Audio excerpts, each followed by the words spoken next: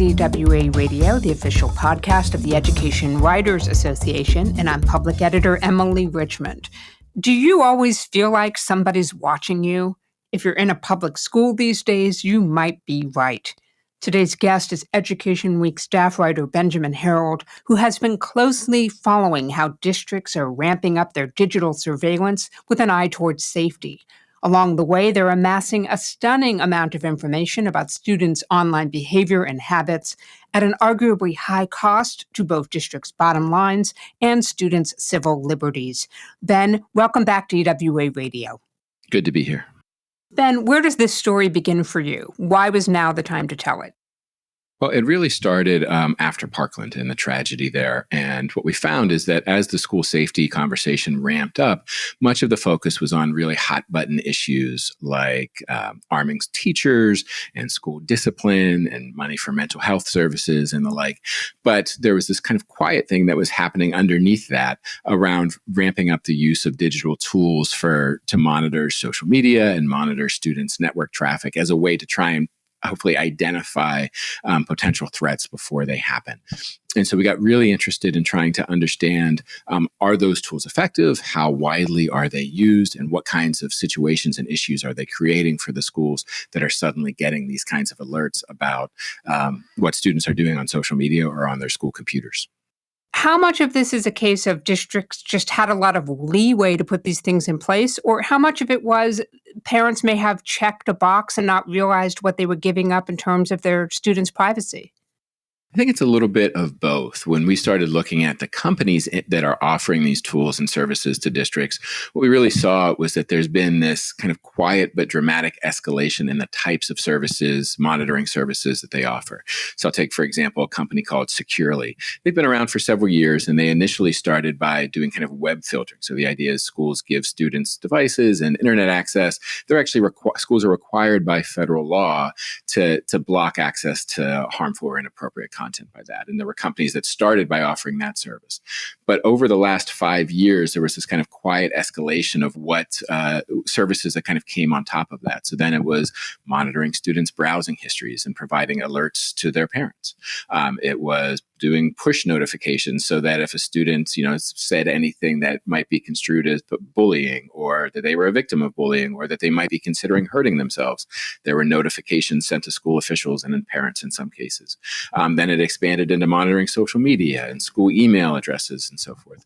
And then after Parkland, what we saw is that those tools really started to be marketed and pitched and embraced by schools as a strategy for trying to prevent further violence. And so often what happens to the parent question is that for those that are monitoring students' communications and files using school-issued computers or accounts, typically that's governed by an acceptable use policy or responsible use policy. And so when the kid gets the device at the beginning of the school year, the parents are asked to sign and check off on the policy saying they've read it, and they probably don't read it, but check it off. And that allows, that kind of gives the schools carte blanche to monitor those accounts and those devices. Well, it's important to mention, those one-to-one computer programs in a lot of districts where kids get sent home with a device are increasingly common.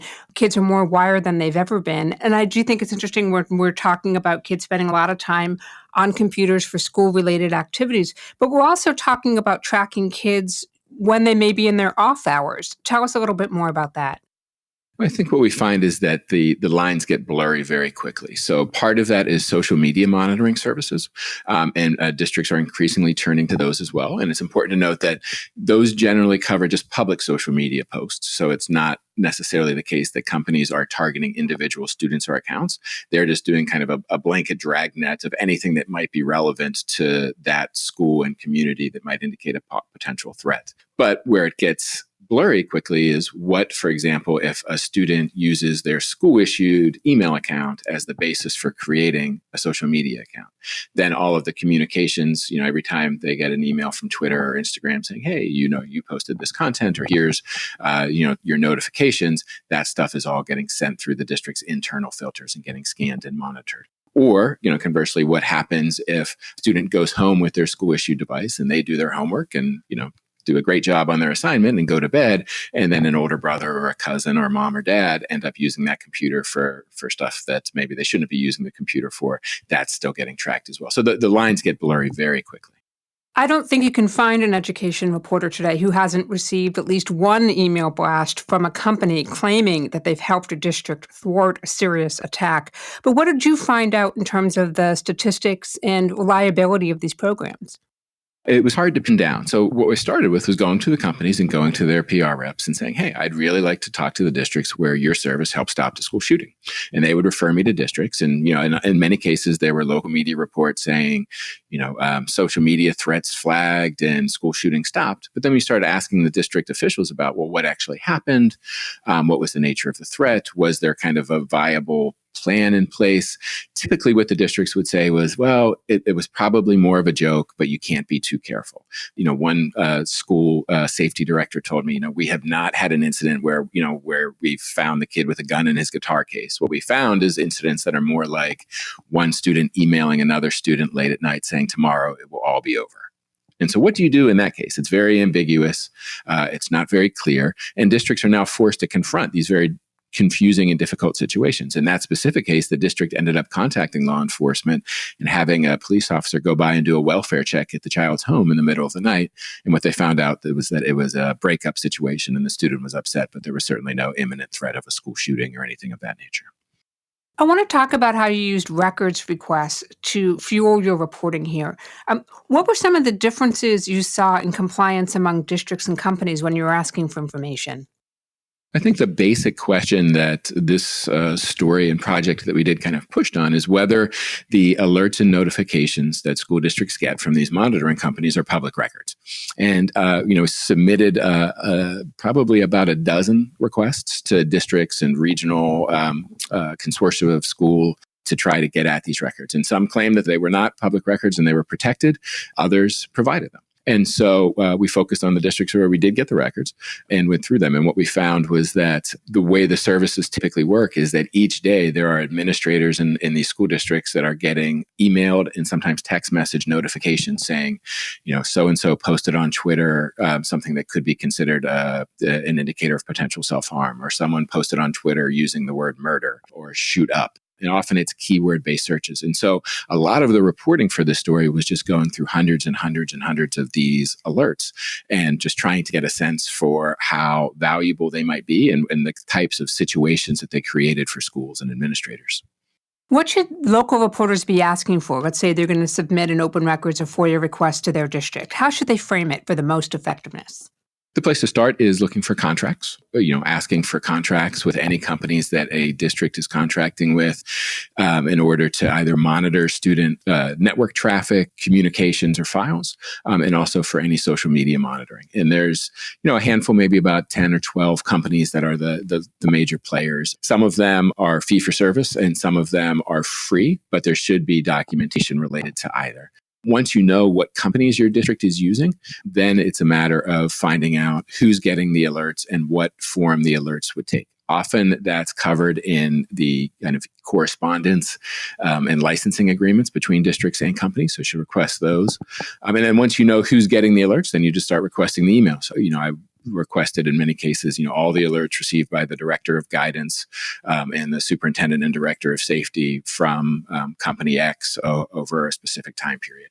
And, the other thing I'd say is that what we found in many cases was districts would come back and say, hey, this is going to take us months and cost thousands of dollars to do because there's 12,000 alerts in that 6-month period. And so there was some negotiating going back and forth, narrowing the time frame and narrowing the scope in order to get something that was feasible to report under the deadline I was working on. Was there anyone who was particularly helpful at you at sort of parsing out what districts should be releasing and what they can realistically hold back under FERPA? A great source on this I have found is the Future of Privacy Forum, and their senior education and privacy counsel there, Amelia Vance, is a great expert on student data privacy issues generally and on FERPA in particular.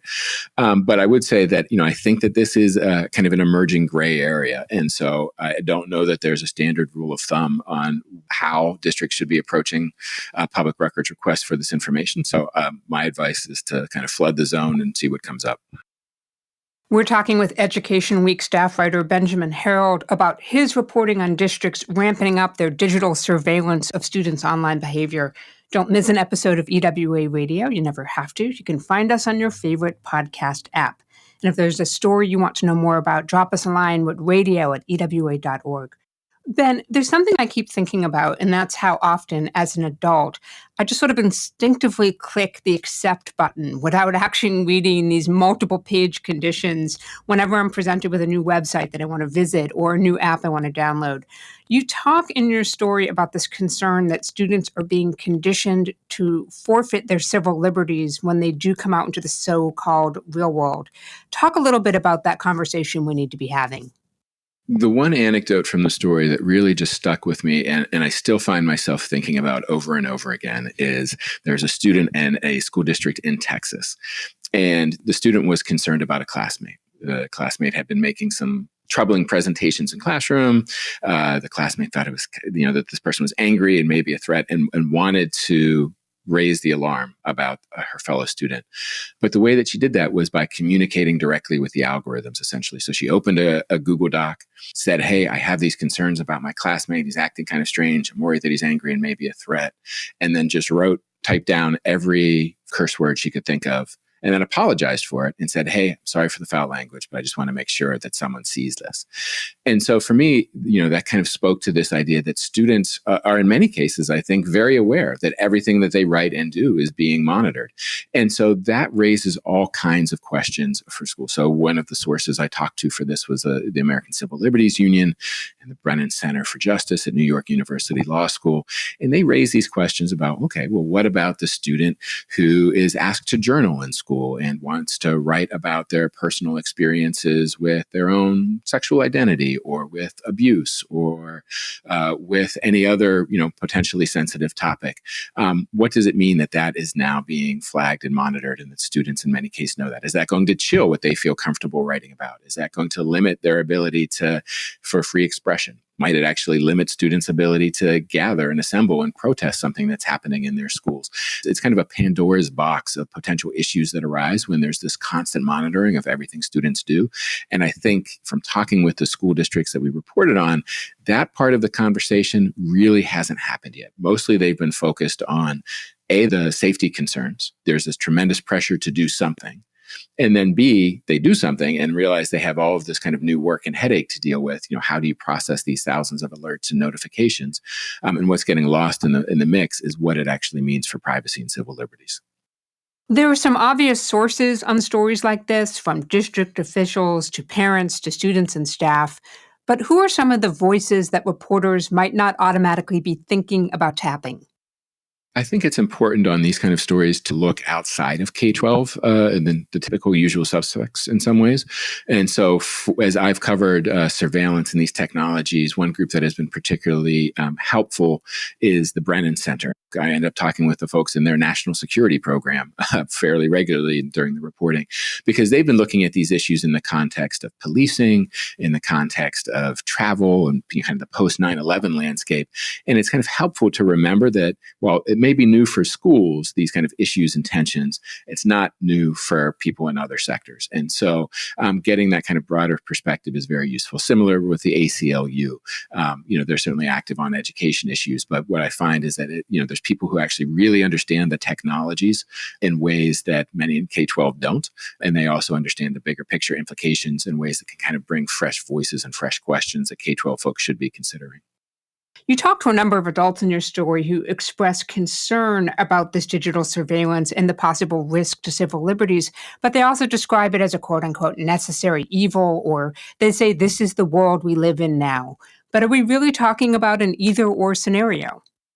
I think that it's kind of an open debate right now. And most of the folks that I talked with, they see both sides. They say, if you look at the Parkland shooting where we started this conversation, the shooter in that case had posted multiple times on social media about wanting to kill people. He had searched the internet about good songs to listen to while killing people.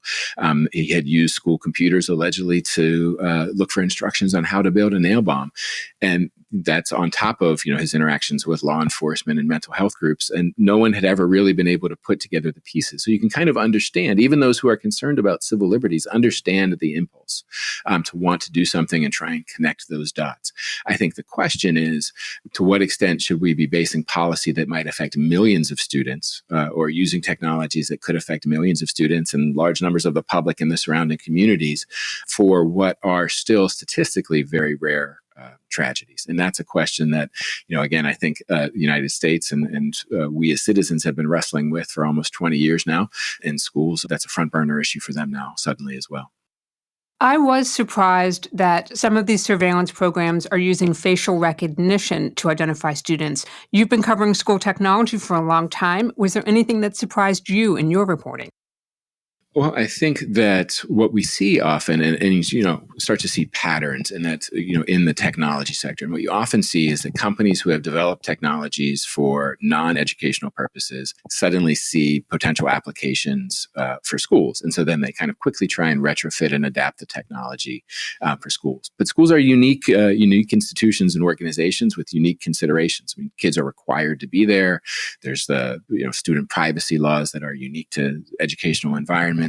And so often these tools are pushed and in some cases adopted without adequate consideration of those issues. And so what I try and make sure that I do in the reporting is, make sure that I'm being the one asking those questions, basic things like if you are using facial recognition, who has access to that information? How long will the data be stored? What would happen, if someone wants to see, if a parent or student wants to request access to those records to see what that file about them says from the facial recognition system? Is that allowable and possible? So there's, some basic questions that should be asked no matter what the technology is. What's a story idea for a local reporter who may want to follow your lead here? I would start with trying to find out in the districts you cover which of these tools your districts are using, and both for social media monitoring and for network traffic and communications monitoring. Some of the big ones are Social Sentinel, Gaggle, Securely, GoGuardian, companies of that nature. And then once you find out which companies are using, try and find what types of situations school officials have been alerted to.